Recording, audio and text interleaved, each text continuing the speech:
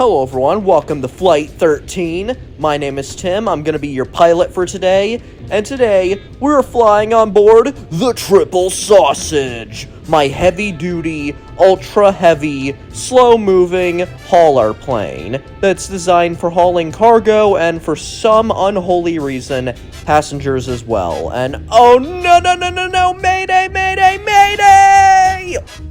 Hello everyone, welcome to Miscellaneous Monthly Part 13.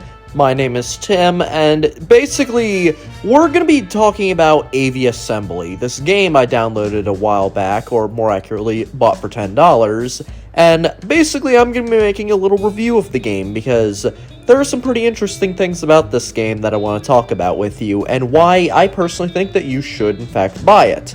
Anyway, here we go. Reason number 1, this game is a lot like Automation.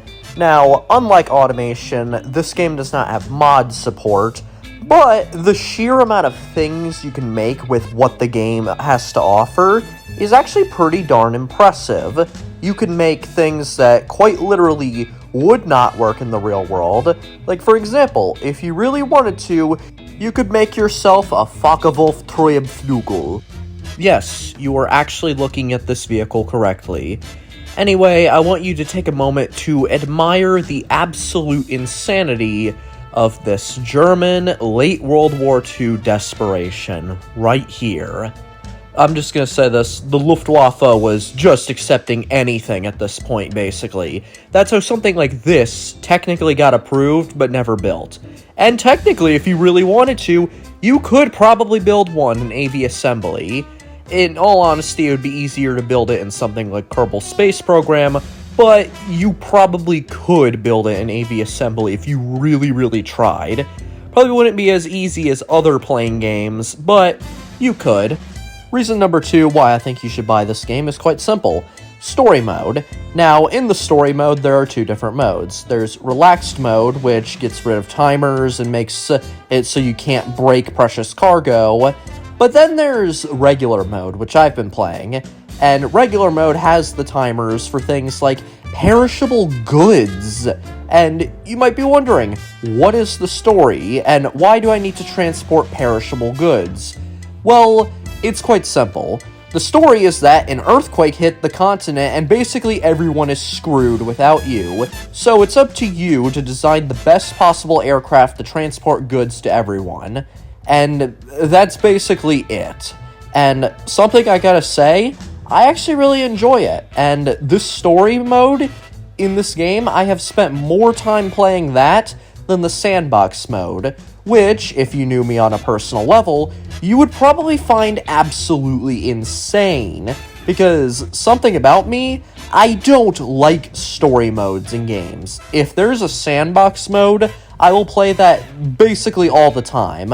Basically, I want to dilly-dally. I don't want to lock into a story and have to follow the game's rules, but this game is oddly enough kind of an exception because I enjoy it. It gives me a little bit of challenge, and I tried it out basically in curiosity, and then I realized this is actually really fun. I like it. It's more fun than just designing my own planes and doing nothing with them, because in this mode I can test them out and actually see how useful they are, because, you know, in the regular sandbox mode, you can't just go up to people and say, hey, put like 4,000 pounds of apples in the back of my plane so I can test what the fuel consumption rate is and all that. You can't really do that, but in the story mode, you can load your plane full of apples and then basically see how they affect your liftoff, how they affect all sorts of different things.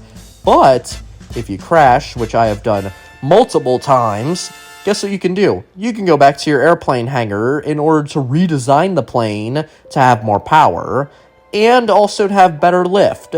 But it comes at a cost, because the game itself basically limits you on how much fuel you have, how much money you have, what you can research and all that. And all these limitations basically force you to think in a creative way, and to think about what will make this plane practical. Just what will make this plane good. Basically, that's what the story mode forces you to do. It forces you to think about it, and also, There are 3 different areas you can go to. There's the mainland, which is like grass and forest and all that. Then there's the frozen lands, which is, well, frozen. And then there's the desert, which is the final area in the game.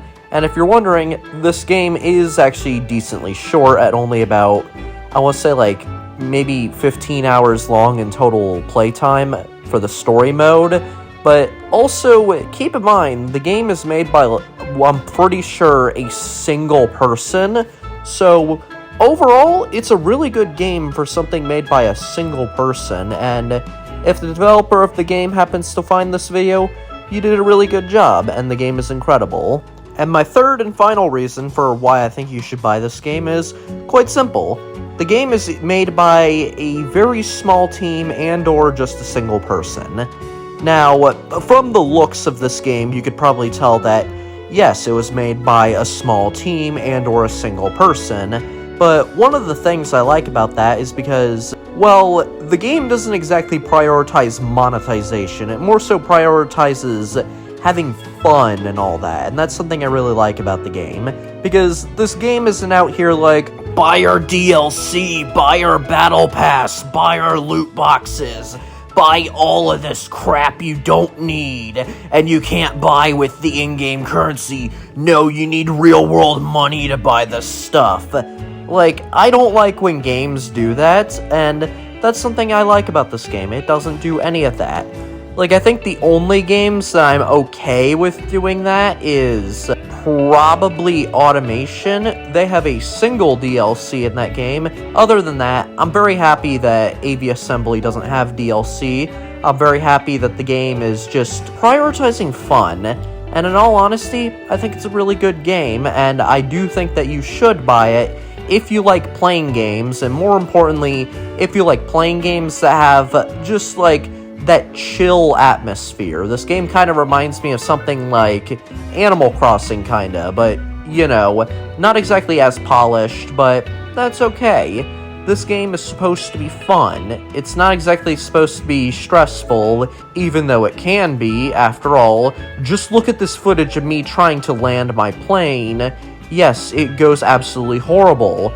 My landing in this game is so bad that it makes the pilots of both Ryanair and Spirit Airline pray for their lives. That's how bad my landing is in this game. And, well, other than that, I basically have nothing else to say about this game. The game is receiving updates quite frequently, and when I mean quite frequently, I mean like once every month or two, which overall is really good. It shows that the game is still receiving plenty of attention, and it's also showing that the developer cares about the game. They care about the project, and they think it has potential to go pretty far. If you look at the Steam database page for this game and Automation, you will notice that this game surpassed Automation by almost double all-time concurrent players.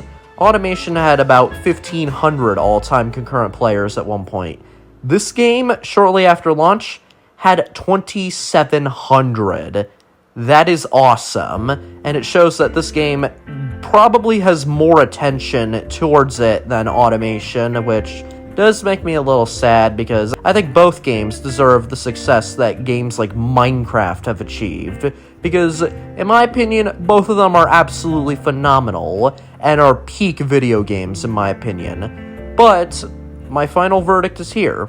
Is Aviassembly better than Automation? No, I've said Automation is my favorite game multiple times within this video, and, well, Aviassembly is not better than Automation. Aviassembly is a really, really, really good game.